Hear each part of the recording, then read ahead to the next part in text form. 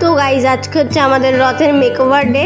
মানে makeover day কেন বললাম, কারণ সবসময় তো আমরা মেকআপ করলে হবে না বা আমরা সাজলেও হবে না, তো আমরা যেটা পিঠে উঠে সব জায়গায় সবসময় যাই সেটাকেও মাঝে মাঝে একটু মেকওভার দিতে হয়। এটা ঘোড়া আছে আমার, নট রথ। ইয়েস, দিস চিতা। তো যাই হোক, তো ওই ব্ল্যাক কালার এগুলো কি পড়ছিল? ওগুলো মোবিলটা অনেক পুরনো হয়ে গেছিল, পুড়ে গেছিল, মোবিল পুড়ে যায়, তো সার্ভিসিং এর ডে ছিল, তো সার্ভিসিং সব দিক থেকে হয় না, এটাকে মোবিল ডালা হচ্ছে। আমি তাকে বলেছিলাম যে তুমি যাচ্ছ বাইক সার্ভিসিং করাতে, তো তুমি কিন্তু অবশ্যই ভিডিও করে নিয়ে আসবে আমার বন্ধুদের সাথে আমি শেয়ার করব। চৈত্র সেলের মতো ব্যাপার জানো তো, মানে চৈত্র সেলে যেমনি হয় না যে পুরনো স্টক খালি করার জন্য সব সেলে দিয়ে দেয়, তেমনি ব্যাপার। মানে এই ভিডিওটা স্টোরেজে অনেকদিন ধরে পড়েছিল, অনেক পুরনো ভিডিও, তো ভাবছিলাম যে কী দেবো, তো একটা ভিডিও পেয়ে গেলাম হাতের সামনে, তাই ভাবলাম এটাই তোমার সাথে শেয়ার করি। তো যার জন্য এই ভিডিওটা আজকে ভয়েস ওভার দিয়ে রেডি করছি যে তোমাদেরকে শেয়ার করব। আর অ্যাকচুয়ালি আমি এটা তোমাদের সাথে শেয়ার করব বলে ভিডিওটা করা হয়েছিল, কিন্তু তখন অ্যাকচুয়ালি মানে এত ফোনে ভিডিও জমা হয়ে গেছিল, তো সেগুলোকে ক্লিয়ার না করে আর এটাকে ক্লিয়ার করতে পারছি। সেটাই, কারণ ইন্টারেস্টিং এত জিনিস ছিল যে সেগুলো না দেখি আগে বাইক সার্ভিসিং করতে গিয়ে সেটা দেখানোর ইচ্ছা আমাদের ছিল না, তো যার জন্য এই ভিডিওটা পড়েছিল স্টোরেজে অনেকদিন ধরে। তো তারপর ভাবলাম যে ভিডিওটা দিই তোমাদেরকে এই গ্যারেজটার সাথে, মানে পরিচয় করাই। বাট পরিচয় করাতে এখন একটু ইচ্ছা করছে না, কারণ এই বাইকটা একদমই ভালো সার্ভিসিং করাইনি, তো আমি তোমাদেরকে মোটেও রেকমেন্ড করব না যেখানে যাও। প্রথমবার যখন নিয়ে যাওয়া হচ্ছিল সেইবারে প্রথমবার হচ্ছে ভালো সার্ভিস করে দিয়েছিল, কিন্তু এটা হচ্ছে সেকেন্ড বার না? হ্যাঁ, এটা সেকেন্ড বার ওখান থেকে করা, কিন্তু এইবারে মোটেও ভালো সার্ভিস করে দেয়নি। আর এই মানে বাইক সার্ভিসিং এর দোকানের পাশেই ওদের একটা টায়ারের দোকানও আছে, তো ওদেরই দোকান না? ওদেরই দোকান, মানে টায়ারের দোকান আছে, প্লাস পাশেই আরেকটা দোকান দেখতে পাচ্ছ, মানে তিনটে দোকান আছে টোটাল।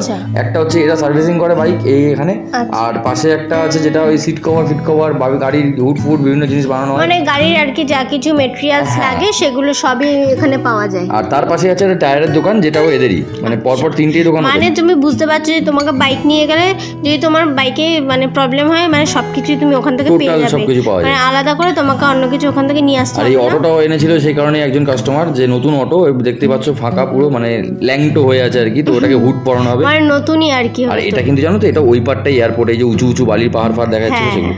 তো এটা হচ্ছে টায়ারের দোকানটা, এর কাছে বিভিন্ন রকম কোয়ালিটির টায়ার আমি দেখছিলাম, বাট আমার এখন টায়ারের দরকার ছিল না, যদিও দরকার আছে, বাট সেটা অনেকদিন পরে করলে অসুবিধা নেই, তাছাড়াও এখান থেকে করাবো না। হ্যাঁ সত্যি তাই, কারণ আমার বন্ধু বান্ধবের দোকান আছে টায়ারের, কেন আমি এর থেকে করাতে যাবো। তো এই সেকেন্ড বার হচ্ছে সার্ভিসিংটা মোটেও ভালো করে দেয়নি, তো সেই কারণে মানে আমাদের মনে হয়েছে যে না, নেক্সট টাইম আমরা যাবো না এখানে। এটা কিন্তু সিয়েটের একটা আলাদা শোরুম বলতে পারো। হ্যাঁ, এটা পাশে আলাদা অন্য একটা আছে, মানে ওদেরই দোকানের পাশে অন্য একটা শোরুম। তো যাই হোক, এদের কাছে সিয়েট জেকে টায়ার দেখতে পাচ্ছ, এমআরএফ অনেক রকমের টায়ার এদের কাছে বিক্রি করে এরা, কিন্তু আমার মনে হয় যে দামটা একটু বেশি, কারণ আমরা নর্মালি যেই দিকে থাকি আর কি, কলকাতার দিকে, যেখানে গাড়ির মার্কেট যদি বলতে চাও, যেটা তোমরা সবাই জানো আশা করি, ওয়েলিংটন হোক, মল্লিক বাজার হোক, তো এরকম বিভিন্ন জায়গায় আমাদের হাতের নাগালে সেসব জায়গাগুলো, তো আমরা ওখান থেকেই জিনিসগুলো অ্যাভেল করতে পারি, কিনতে পারি, ওখানে ওই মার্কেটেই বেশি যাওয়া হয়, এদিকে যাওয়া হয় না, যদি যেহেতু এটা বাড়ির পাশে তাই এখানে এসেছিলাম সার্ভিসিং করাতে।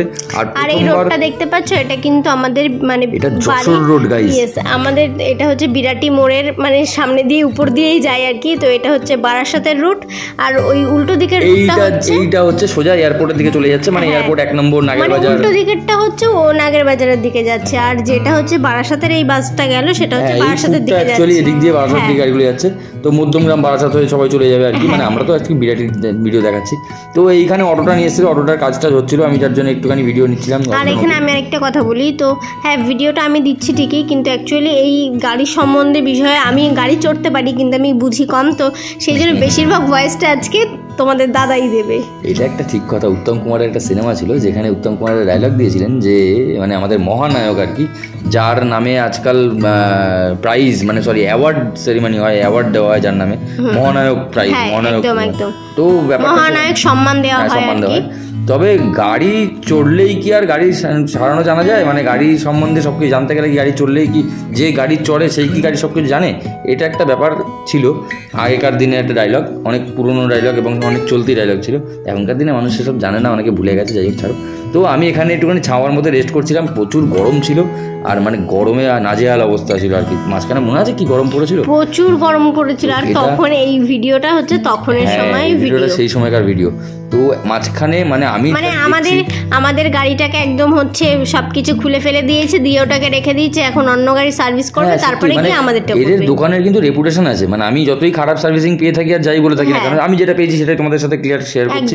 তো হতেই পারে না যে আমার মানে আমার কাজটা আমি স্যাটিসফাইড নই, তো তাই বলেই মানে অন্য কেউ যে স্যাটিসফাইড হবে না, হ্যাঁ হয়তো অন্য কারোর মনে হতে পারে আমার গাড়িটা সার্ভিসিং, আমার গাড়ির সার্ভিসিং মানে আমাদের এই গাড়িটা সার্ভিসিং পিরিয়ডের মানে মাঝখানে প্রচুর এরকম নানা করে 7-8টা বাইক আরও প্যাসেঞ্জার আসলো যারা নিজেদের গাড়ির টুকটাক প্রবলেম সারিয়ে নিয়ে গেল।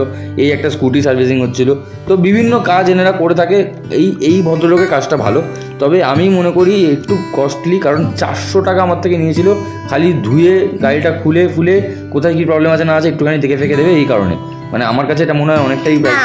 অ্যাকচুয়ালি ব্যাপারটা হলো মানে আমাদের এই বিরাটি মোড়ের আশেপাশে যদি ভালো বাইক সার্ভিসিং বলো তো এরাই করে, তো সেই কারণেই আমার মনে হয় কি যে হয়তো এদের কাছে এই কারণেই ব্যাপারটা কস্টলি, কারণ আশেপাশে আর কোনো দোকান নেই। সেটাও হতে পারে, কারণ আরেকটু এগিয়ে গেলে তুমি পাংচার সারাতে পারবে বা পেট্রোল পাম্প পেয়ে যাবে, কিন্তু মেকানিক নেই। তো আমার সেই জন্য মনে হয় হয়তো সেই কারণেই এদের কাছে কস্টলি। আর এই যে ছেলেটা দাঁড়িয়েছিল দেখছে, একটা পাঞ্জাবি ছেলে, মানে ও আমার সাথে খুব গল্প করছিল, বলছিল দাদা তুমি বাইকটাকে এরকম মোড করতে পারো, এরকম মডিফাই করে সুন্দর লাগবে। বাট আমার তো কোনো রকম মডিফাই করার ইচ্ছাই নেই, কারণ আমার বাইকটা এমনি আমার যা আছে হেভি আছে। তো আমাদের ইচ্ছা আছে যে পরে আরেকটা আমরা নতুন বাইক কিনবো, তো দেখা যাক সেই ইচ্ছাটা কতদিনে পূর্ণ হয়। এখন তো সম্ভব নয়, কারণ গাইস পয়সাই নেই, বাইক কোথা দিয়ে আসবে। তো ইচ্ছা থাকলে অবশ্যই সেটা একদিন না একদিন পূরণ হবে। আজকে মানে একটা মানে মানুষের চিন্তাধারা থাকতে হয় যে হ্যাঁ আমি এটা করব, তো আজকে তুমি যে আশাটা করবে না, হয়তো আজকে না পূরণ হোক, কিছুদিন পরে গিয়ে অবশ্যই পূরণ হবে। আর আমার বাইকটাকে না আমি দেখতেই পাচ্ছিলাম না, কারণ আমি দেখছিলাম L238 যাচ্ছে, আমার বাইকটা কোথায়। বাট ব্যাপার হচ্ছে বাইকটাকে মানে ধোয়ার জন্য অন্য কোথাও নিয়ে গেছিল। তো তুমি কি এটা ভাবতে পারো এই L238 বাসটাকে আমি এখন কত মিস করি? হ্যাঁ সে তো অবশ্যই করবে, কারণ তুমি ওদিকে এখন যাও না। দেখছো দেখতে দেখতে আরেকটা বাইক চলে এসেছে, মানে প্রচুর বাইক। এরা এই নিয়েও কিন্তু মোবিল চেঞ্জ করাচ্ছে। আচ্ছা এটা মোবিল না, এই নিচে মোবিল চেম্বার থাকে, মানে যারা জানো তারা তো অবশ্যই জানবে। তো আমি তোমার জানার জন্য বলছি আর কি কথাটা। এইটা হচ্ছে মোবিল চেম্বার, এখান থেকে পুরোনো মোবিলটা পুড়ে গিয়ে যেটা ড্রেন করে দেওয়া হচ্ছে, আবার নতুন মোবিল ঢালা হবে। তো মোবিলেও অনেক রকমের ভ্যারাইটি পাওয়া যায়, এদের কাছে মোবিলও পাওয়া যায়। বাট আমি মোবিল অন্য জায়গা থেকে কিনে এনেছিলাম, সেটাই এদেরকে দিয়েছিলাম এবং সেটাই ঢালছিল। তো আমি এইবার মোটুলের মোবিল ইউজ করেছিলাম না, অন্যান্য বার ক্যাস্ট্রল ইউজ করি। বাট মোটুলের মোবিলটা মনে হয় আমার একটু বেশি ভালো লাগলো, কারণ অনেকে আমি শুনেছি মোটুলের মোবিল অনেক ভালো হয়। তো জানি না, আমি এবার যেটা এখন যে গাড়িটা চালাচ্ছি আমি কিন্তু ভালোই মানে ফিডব্যাক পাচ্ছি। হ্যাঁ মোটুলের মোবিলটা খারাপ না, মানে গাড়ির সাউন্ডটা অনেক ক্লিয়ার সুন্দর হয়েছে। তো এই অটোর যে মালিক মানে সে পাশের দোকানের ভেতরে বসছিল, এটা প্লাই দিয়ে বডি বানানো হচ্ছিল, ভেতরে স্ট্রাকচারটা, তার উপরে হুড চাপানো হবে। আচ্ছা আচ্ছা, মানে এই উপরে যেটা থাকবে ওটা হচ্ছে প্লাই দেবে, তার উপরে কভার দেবে। হ্যাঁ এক্স্যাক্টলি, কারণ প্লাইয়ের ভেতরে আবার ডেকোরেশন হবে না, যেমন অটোর ভেতরে বসলে একটা ডেকোরেশন তোমরা দেখতে পাও যে হুড ফুড দিয়ে লাগানো থাকে। আচ্ছা আমি তো জানি না এটা যে এটা প্লাই দিয়ে তার উপরে ডিজাইন করা হয়। যাই হোক, না দেখলে মানুষ বুঝতেও পারে না। তো যশোর রোডে এত রোদ দেখতেই পাচ্ছ, দুপুরবেলা খাকা করছে, পুরো রাস্তা মোটামুটি ফাঁকাই। আর এখানে বলতে পারো আমরাই যে কজন ছিলাম, মানে যাদের দরকার তারাই এখানে ঘুরে বেড়াচ্ছি। আরে মানে যাদের দরকার তারা ঘুরবে না তো কি করবে বলো, কারণ যা রোদ্দুর আর যা গরম ছিল তাতে এমনি মানুষের নাজেহাল অবস্থা। তো সেটাই, তো কি কারণে বাইরে বেরোতে হবে শুধু। আর আমার বাইকটা না অনেকদিন সার্ভিসিং করানো হয়নি, মানে আমার একটু মানে কি বলবো, মানে এটা ওর হচ্ছে একটা গাফিলতি বলতে পারো। মানে ও যখন বাইক সার্ভিসিং করে মানে মোটামুটি ওটাকে চষে মানে না অ্যাকচুয়ালি ব্যাপারটা না, আমাকে শেষ করতে দাও কথাটা। এই যে একটা কথা আছে না, ওই যে আমরা মানে মাংসও খাবো, হাড়ও চিবাবো, তো ওটা যতক্ষণ রস থাকবে ততক্ষণ খাবো, ওর অবস্থা হচ্ছে তাই। মানে যতক্ষণ চলবে ততক্ষণ চালাবে, তারপর যখন চলবে না তখন গিয়ে সার্ভিস। এটা ঠিক না। আমি একটা মানে বিষয় মনে করি, যেটা আমি মনে করি ভুলও মনে করতে পারি, তোমরা সেটা জানিও কমেন্টে। তো আমি দেখেছি মানে বাইকটা যখন আমার ওর এটা মনে হয় কি বেশি যত্ন করে রাখলে নাকি বেশি প্রবলেম দেখা দেয়। হ্যাঁ সত্যি তাই, আমার সাথে এটা হয়। মানে আমি যখনই বাইকটাকে সুন্দর চাকাচাক একদম হেভি করে ফেলি না, তার কিছুদিনের মধ্যেই বাইকটা কিছু না কিছু প্রবলেম হয়।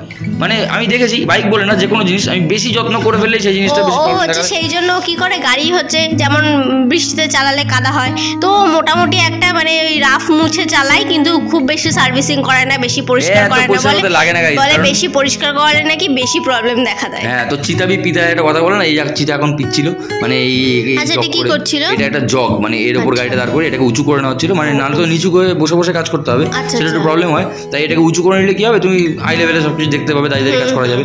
তো এটা জগ দিয়ে গাড়িটাকে উঁচু করা হচ্ছিল, দেখতে পাচ্ছ। আমার তো খুব ভয় লাগছিল যে গাড়িটা দাম করে পড়ে যায়। তো যাই হোক, কারণ আমার গাড়ির ডবল স্ট্যান্ডটাও কিন্তু খারাপ। তো যাই হোক, তার উপরে যে প্রেশার দিয়ে গাড়িটাকে দাঁড় করে রেখেছে আমার খুব মানে চিন্তাই হচ্ছিল। তবে আমার গাড়িটা অনেকটাই ওয়েটলেস, মানে হালকা বলতে পারো, যার জন্য অনেকটা প্রবলেম হয় না, কারণ আমাদের গাড়িটা হচ্ছে ছোট, তো সেই কারণে হালকা আর কি। তো এটা উড়ন্ত চিল আছে গাইজ, 100 সিসির গাড়ি হতে পারে কিন্তু বাট 100-এর উপরে স্পিড আমি তুলে। তো কিন্তু এই গাড়িতে করে কিন্তু আমরা বিয়ের আগে প্রচুর ঘুরেছি। তোমরা কেউ আইডিয়া করতে পারবে না যে এই 100 সিসির ইঞ্জিন মানে 97 পয়েন্ট কিছু সিসি, এই গাড়ি নিয়ে আমরা কোথায় কত দূর চলে গেছি, বাট তার থেকেও ভাইটাল যেটা ম্যাটার সেটা হচ্ছে এই দেখছো নিচে পুরো কাদার চর পড়ে আছে। এই গাড়িটা আমি কতটা হাই স্পিড তুলেছি তুমি জানো? কত? 100-100-র ওপরে, মানে 102-103। তখন আমার মিটার ভালো ছিল তখন, এখন তো মিটারটা খারাপ হয়ে গেছে। তো যাই হোক, তোমরা হয়তো চিন্তা করছো যে কী করে 100 সিসির গাড়িতে 100 উঠতে পারে, বাট আমি তুলেছি গাইস, এটা সত্যি কথা।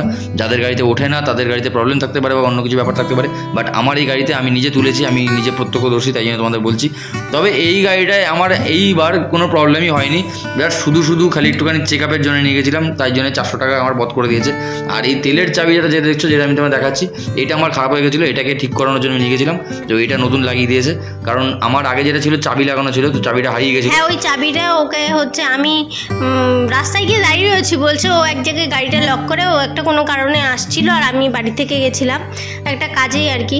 তো ও চাবি হারিয়ে ফেলেছে, তারপরে গিয়ে লক আবার ভেঙে তারপরে গাড়ি নিয়ে তারপরে আমাকে মানে এটা খুব সমস্যা, যে গাড়ির চাবিটা যদি আলাদা হয় তাহলে খুব সমস্যা হয়। মানে গাড়িতে তেল ছিল না, এবার গাড়িটা রিজার্ভ করতে হবে, এবার রিজার্ভ না করলে আমি যেতেও পারছি না। এবার হয় সামনে পেট্রোল পাম্পও নেই, অথচ রিজার্ভে তেল আছে, এবার রিজার্ভও করা যাচ্ছিল না চাবি নেই বলে, তাই খুব সমস্যায় পড়েছিলাম। তো তারপর অনেকটা ঠেলে এক জায়গায় নিয়ে গিয়ে এটাকে ঠিক করিয়ে তারপর রিজার্ভ করে তারপর আসতে হয়েছিল। তো এখানে অনেকটা কাজবাজ হয়ে গেছিলো প্রায়, দেখতেই পাচ্ছ তোমরা। তো বাকি এয়ার ফিল্টার যেগুলো ছিল সেগুলো সব পরিষ্কার করে আবার লাগিয়ে দিয়েছিল, বাট একটা প্রবলেম থেকে গেছিলো, যার জন্য আমি বলছি আমার এখানে ঠিক স্যাটিসফাইড নই আমি। কারণ হচ্ছে আমার ব্যাটারিটা প্রবলেম হয়ে গেছে, সেটা ওরা বলতে পারতো যে তোমার ব্যাটারিটা প্রবলেম হয়েছে, ব্যাটারিটা চেঞ্জ করে। মাঝে একটা প্রবলেম হয়েছে আমাদের সাথে, যে ও সপ্তাহে মানে ওটা ফিউজ, ওটা স্পার্ক লাগে। আচ্ছা, ওটা ব্যাটারির মধ্যে কি যেন হয়েছিল, হ্যাঁ অনেক তেল খাচ্ছিল, অনেক প্রচুর তেল, মানে এক সপ্তাহের মধ্যে প্রায় মানে 700 টাকা তেল ভরে ফেলেছে। আমরা এমন কিছু জায়গায় যাইনি যে 700 টাকা তেল করতে পারে, 50 কিলোমিটার মানে শুধু মানে এটা বলা যেতে পারে মানে 50 টাকায় আমার যে কাজটা মিটে গেছে। তুমি সেই মানে আমার এই জিনিসটা খারাপ তুমি বলেই দিতে পারতে না, এই শুধুমাত্র এই 50 টাকা খরচার জন্য আমার এক সপ্তাহে 700-800 টাকা খরচা হয়ে গেছে বিনা কারণে। আমি এটাই দেখাচ্ছিলাম যে মিটারটা এখনো খারাপ হয়ে আছে। তো ভিডিওটা কিন্তু এখানেই শেষ হয়ে যাবে, ভিডিওটা বেশি বড় করিনি, বেশি লেন্দি করিনি, কারণ দেখতেই পাচ্ছ আমার গাড়ি সার্ভিসিং হয়ে গেছে। ও গাড়ি সার্ভিসিং করে বাড়িও চলে এসছে, আর এসে আমাকে ডাকলো, তারপরে আমি গেটটা খুলে দিলাম। তো আমাদের ভিডিওটা এই অবধি ছিল, তোমাদের কেমন লাগলো সেটা কমেন্ট করে জানিও। আর ভিডিওটা ভালো লাগলেই কিন্তু অবশ্যই একটা like, comment, share and subscribe. তো দেখা হচ্ছে পরের একটা ভিডিওতে। টাটা।